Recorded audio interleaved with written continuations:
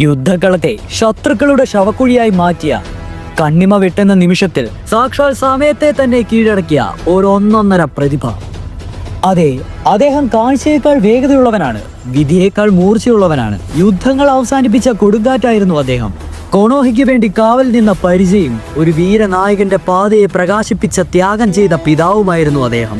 കാലാന്തരങ്ങളിൽ വിധിയോട് പോരാടിയ ഒരു ഹൊക്കാഗെയായിരുന്നു അദ്ദേഹം. The man who created Rasengan. യുദ്ധത്തിന്റെ ചാരത്തിൽ നിന്ന് ആ ഒരു ഇതിഹാസം തന്നെ ഉയർന്നു വന്നു. സ്നേഹത്തിൽ നിന്നൊരു ത്യാഗം പിറന്നു. ആ ത്യാഗത്തിൽ നിന്നൊരു പുതിയ നായകൻ ജനിച്ചു. ഇത് ഗ്രേറ്റസ്റ്റ് ആയിട്ടുള്ള ഫോർത്ത് ഹൊക്കാഗെയുടെ കഥയാണ്. എന്നാൽ ഇദ്ദേഹത്തിന് ഒരു അപരനാമം കൂടിയുണ്ട്, The Yellow Flash of Konoha. Let me introduce to the man, the myth, the legend, Minato Namikaze.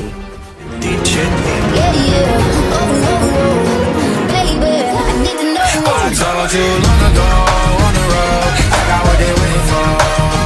I'm running from nothing, dog. Get your soul, just tell them hey, lay low. Okay, fine. Minato Namikaze.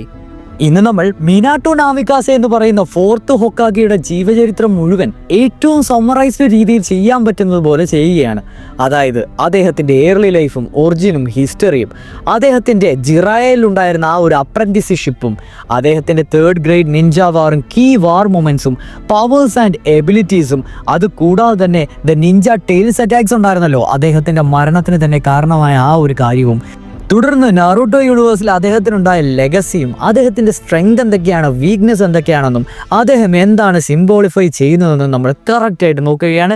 So ആദ്യം തന്നെ അദ്ദേഹത്തിൻ്റെ early ലൈഫിൽ നിന്ന് തുടങ്ങാം. മിനാട്ടോ നാമിക്കാസെ പേരിലുള്ളതുപോലെ തന്നെ നാമിക്കാസെ എന്ന് പറയുന്ന ഒരു ക്ലാനിൽപ്പെട്ട ഒരാളായിരുന്നു. നാമിക്കാസെ ക്ലാനിൻ്റെ ഒറിജിനൽ ഹിസ്റ്ററി നമ്മൾ ചെയ്തിട്ടുള്ളതുകൊണ്ട് നിങ്ങൾ ആ വീഡിയോ ഒന്ന് പോയി കാണുക.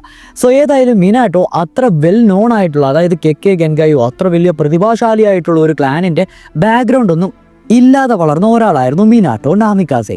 അദ്ദേഹം ഹിഡൻ ലീഫ് വില്ലേജ് അല്ലെങ്കിൽ നമ്മുടെ കൊണോഹാഗാകുറയിൽ ഗ്രേറ്റ് അൺറസ്റ്റ് എന്ന് പറയുന്ന ഒരു പീരീഡ് ഓഫ് ടൈം ഉണ്ടായിരുന്നു. ആ ഒരു ടൈമിലാണ് ജനിക്കുന്നത്. അദ്ദേഹത്തിൻ്റെ ചൈൽഡ്ഹുഡ് മുതൽ മിനാട്ടോ റെക്കഗ്നൈസ് ചെയ്തിരുന്ന ഒരു നാച്ചുറൽ ജീനിയസ് ആയിട്ടായിരുന്നു. അതായത് നെഞ്ചിറ്റ്സുവിൽ എക്സൽ ചെയ്തിരുന്നു. ചക്ര കൺട്രോളിലും ടാക്ടിക്കൽ തിങ്കിങ്ങിലും അദ്ദേഹം ഒരു മാസ്റ്റർ ആയിരുന്നു. സ്വാഭാവികമായും അത്യാവശ്യമുള്ള എല്ലാ പ്രതിഭാശാലികളും അത്യാവശ്യം അഹങ്കാരിയും തൻ്റെടുകളും ഒക്കെ ആയിരുന്നു. ബട്ട് ഈ ഒരു കാര്യത്തിൽ, അതായത് നമ്മുടെ മിനാട്ടോയുടെ കാര്യത്തിൽ നേരെ തിരിച്ചായിരുന്നു. He was kind, humble and always motivated. നാറൂട്ടോയുടെ ഡേറ്റാ ബുക്കിൽ നാറൂട്ടോനെ പോലെ തന്നെ മിനാട്ടോയ്ക്കും ഹൊക്കാഗെ ആകണമെന്ന് തന്നെയായിരുന്നു ആഗ്രഹം. അദ്ദേഹം നിഞ്ച അക്കാഡമി ടൈമിൽ ഇത് പലതവണ അദ്ദേഹത്തിൻ്റെ ടീച്ചേഴ്സിനോട് പറയുകയും ചെയ്തിട്ടുണ്ട്. പിന്നെ ആകെയുള്ള ഒരു കോൺട്രഡിക്ഷൻ എന്താണെന്ന് വെച്ച് കഴിഞ്ഞാൽ, നാറൂട്ടോനെ ആരും വലിയ വകയൊന്നും വെച്ചില്ല, അതായത് റെസ്പെക്റ്റ് ഒന്നും കൊടുത്തില്ല.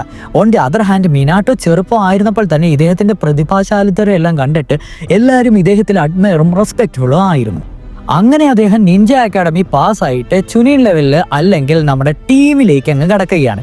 അദ്ദേഹത്തിന്റെ സെൻസേ ആയിട്ട് വന്നത് none other than the legendary Sannin ആയിട്ടുള്ള, ദ പെർവി സേജ് ആയിട്ടുള്ള, ദ ടോട്ട് സേജ് ആയിട്ടുള്ള ജിറായ ആണ്. ജിറായ എന്ന് പറയുന്ന ലോകം ചുറ്റി നടക്കുന്ന ഒരു മനുഷ്യനാണ്. എന്നിട്ട് പോലും മിനാട്ടോയുടെ നാച്ചുറൽ ടാലന്റ് കണ്ട് അദ്ദേഹം ഇംപ്രസ്ഡ് ആകുകയാണ്. മിനാട്ടോ ജിറായയുടെ കീഴിലാണെങ്കിലും അദ്ദേഹത്തിന്റെ കൂടെ ഉണ്ടായിരുന്ന രണ്ട് കോംറേഡ്സിനെ പറ്റി മാങ്കയിലോ അല്ലെങ്കിൽ നമ്മുടെ ഡേറ്റാ ബുക്കിലോ പ്രതിപാദിക്കുന്നില്ല. എന്നിരുന്നാലും കുഷീന, അതായത് നറൂട്ടോയുടെ അമ്മയായിട്ടുള്ള, മിനാട്ടോയുടെ ലവർ ആയിട്ടുള്ള കുഷീനോയുടെ കയ്യിൽ നിന്നും ഈ ഒരു ടൈമിൽ, അതായത് ഈ പഠിച്ചുകൊണ്ടിരിക്കുന്ന ടൈമിൽ കുറേ സീറിംഗ് ടെക്നിക്സും നമ്മുടെ ഇയാൾ പഠിക്കുന്നുണ്ട്. അങ്ങനെ സ്റ്റുഡൻറ് കാലഘട്ടമെല്ലാം കഴിഞ്ഞിട്ടാണ് തേർഡ് ഗ്രേഡ് നിഞ്ച വാറിൻ്റെ സ്റ്റോറി ലൈനിലേക്ക് മിനാട്ടോയുടെ ജീവിതം പോകുന്നത്. ഒരു തരത്തിൽ പറയുകയാണെങ്കിൽ അദ്ദേഹത്തിൻ്റെ ഒരു പൂർണ്ണമായിട്ടുള്ള റൈസ് കാണാൻ പറ്റിയത് തേർഡ് ഗ്രേഡ് നിഞ്ച വാറിലാണ്. ഈ ഒരു ടൈമിലാണ് അദ്ദേഹത്തിൻ്റെ ഫ്ലൈയിങ് തണ്ടർ ഗോഡ് ടെക്നിക് എന്ന് പറയുന്ന ആ ഒരു ഒന്നൊന്നര ഐറ്റം ബാക്കിയുള്ള എല്ലാ നേഷൻസിനെയും ഇദ്ദേഹത്തെ റെസ്പെക്ട്ഫുള്ളും ഫിയറബിളും ആക്കി മാറ്റിയത്. ആ ഒരു തേർഡ് ഗ്രേഡ് നിഞ്ച വാറോടുകൂടി അദ്ദേഹം വേറൊരു നാമത്തിലാണ് അറിയപ്പെട്ടത്, ദ യെല്ലോ ഫ്ലാഷ് ഓഫ് കൊണോഹ. പേരിൽ തന്നെ ഉണ്ടല്ലോ, ദ ബ്ലൈൻഡ് ടെലിപ്പോർട്ടേഷൻ ടെക്നിക്കാണ് അദ്ദേഹത്തിന് അറിയാൻ പറ്റുന്നത്. പിടിക്കാനേ പറ്റത്തില്ല. ഇനിയും നിങ്ങൾക്കൊരു ഗൂസ് ബംസ് വന്നില്ലെങ്കിൽ ഇദ്ദേഹത്തിനെ കണ്ട മാത്രയിൽ ഫ്രീ ഓൺ സൈറ്റ് ഓർഡർ എന്ന് പറയുന്ന ഒരു സാധനം മിനാട്ടോയ്ക്ക് വേണ്ടി മാത്രം ബാക്കിയുള്ള എല്ലാ നേഷൻസും ഇഷ്യൂ ചെയ്തിരുന്ന ഒരു ഓർഡറാണ്. അതായത് യെല്ലോ ഫ്ലാഷിനെ, കൊണോഹയുടെ യെല്ലോ ഫ്ലാഷിനെ കണ്ടിട്ടുണ്ടെങ്കിൽ അപ്പോൾ തന്നെ അവിടുത്തെ പാരായണം ചെയ്തു. കാരണം ഹെഡ് ടു ഹെഡ് ഫൈറ്റ് ചെയ്ത് നിൽക്കാൻ നിങ്ങളെ കൊണ്ട് ആവത്തില്ല. അതുകൊണ്ട് തന്നെ എനിമി വില്ലേജസ് ഇഷ്യൂ ചെയ്തിരുന്ന ഒരു ഒന്നൊന്നര ഓർഡർ, അതായത് ഇങ്ങനെ ഒരാൾക്ക് വേണ്ടി എനിക്ക് തോന്നുന്നു വേറെ നാറൂട്ടോ യൂണിവേഴ്സിൽ അങ്ങനെ ഇല്ല. ഫ്രീ ഓൺ സൈറ്റ് ഓർഡർ കൊടുത്ത വേറൊരാളില്ല. എന്നിരുന്നാലും നിങ്ങൾക്ക് ഇപ്പോൾ മിനാട്ടോയുടെ ഒരു ഐഡിയ കിട്ടിക്കാണുമല്ലോ.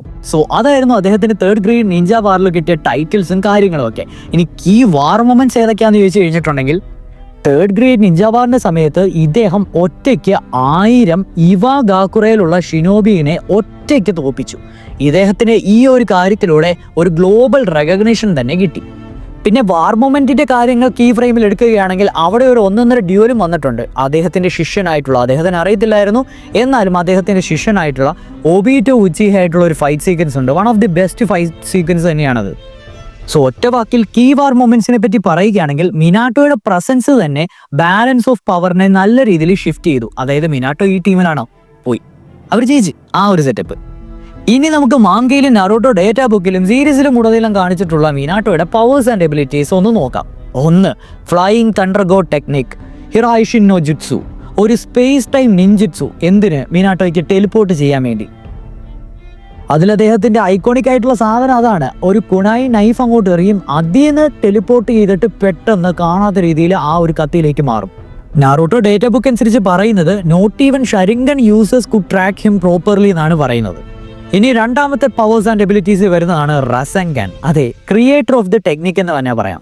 മിനാട്ടോ ആണ് റസെൻഗൻ ഇൻവെന്റ് ചെയ്തത്.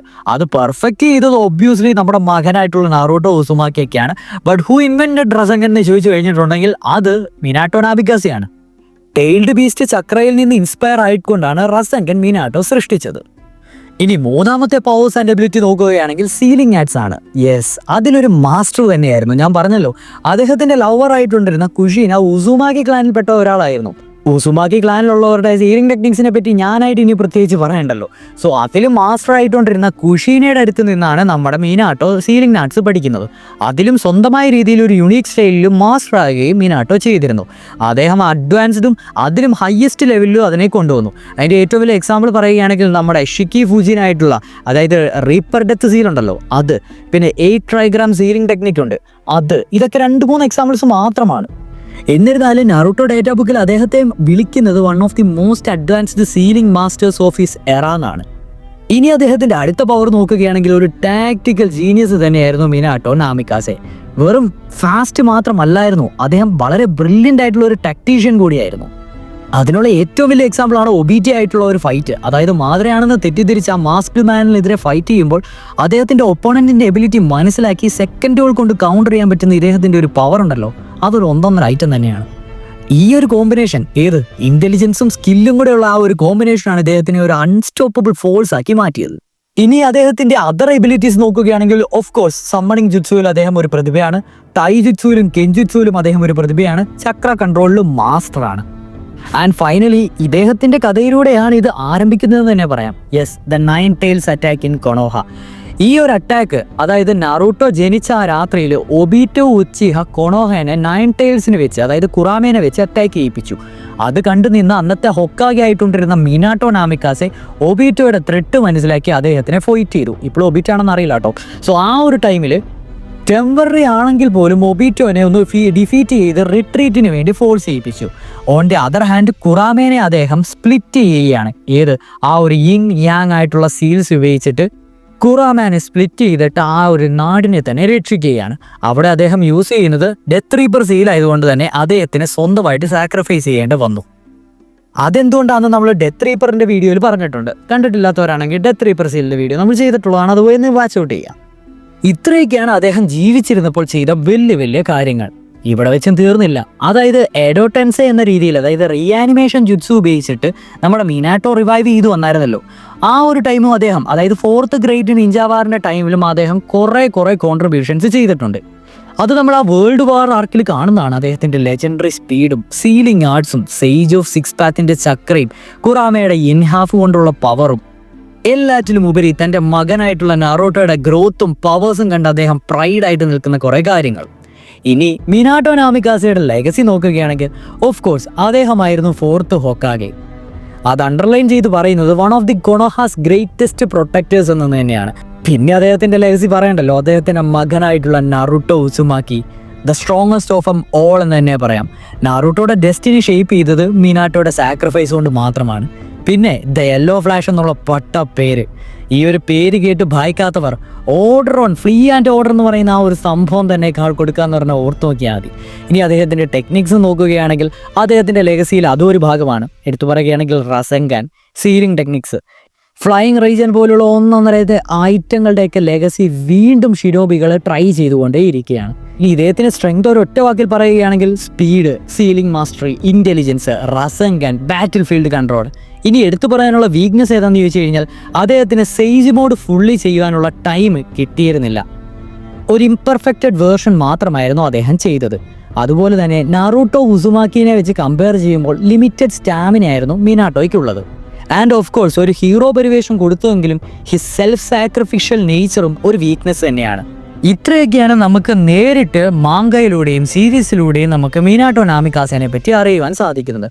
കുറച്ച് സ്ക്രീൻ ടൈം മാത്രമാണ് അദ്ദേഹത്തിന് കിട്ടിയിരുന്നെങ്കിൽ കൂടി അദ്ദേഹത്തിനുള്ള ഇമ്പാക്റ്റ് ഭയങ്കര വലുത് തന്നെയാണ്. എന്നിരുന്നാലും മിനാട്ടോ നാമിക്കാസെ ഇപ്പോഴും നാറൂട്ടോ യൂണിവേഴ്സിലെ ഏറ്റവും കൂടുതൽ ഫാൻ ബേസ് ഉള്ള ഒരു ക്യാരക്ടർ തന്നെയാണ്. എന്നിരുന്നാലും മിനാട്ടോ നാമിക്കാസയുടെ എൻറ്റയർ സീരീസിൽ നിങ്ങൾക്ക് ഇഷ്ടപ്പെട്ട മൊമെന്റ് ഏതാണെന്ന് വെച്ചാൽ ജസ്റ്റ് ഒന്ന് കമൻറ്റ് ചെയ്യുക. ഞാൻ എന്തെങ്കിലും പറയാൻ വിട്ടുപോയിട്ടുണ്ടെങ്കിൽ സോറി, നിങ്ങളത് കമൻറ്റ് ചെയ്താൽ മതി, നമ്മളത് പിൻ ചെയ്ത് വെക്കുന്നതായിരിക്കും. സോ അടുത്തൊരു നാറൂട്ടോ വീഡിയോ ക്യാരക്ടറും അനലൈസ് എക്സ്പ്ലനേഷനും ജുറ്റ്സു എക്സ്പ്ലനേഷനും ഒക്കെ ആയിട്ട് വീണ്ടും വരുന്നതുവരെ tata bye, see you next video. Tata guys.